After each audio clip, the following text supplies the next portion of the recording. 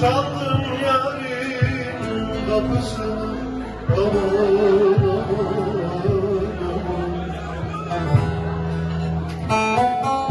Baktım yarın kapıları sürmeli, aman aman.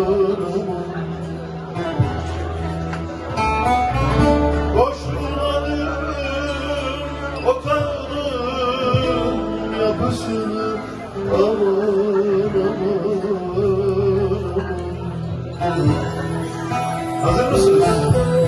Çıka geldi bir gözleri sürmeli. Hep birlikte söyleyelim. Aslanım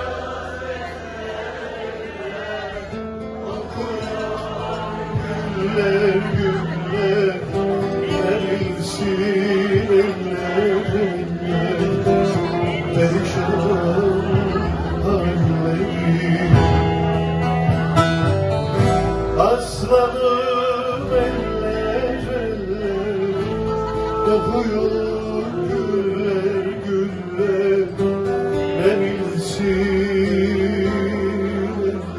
eller eller perişan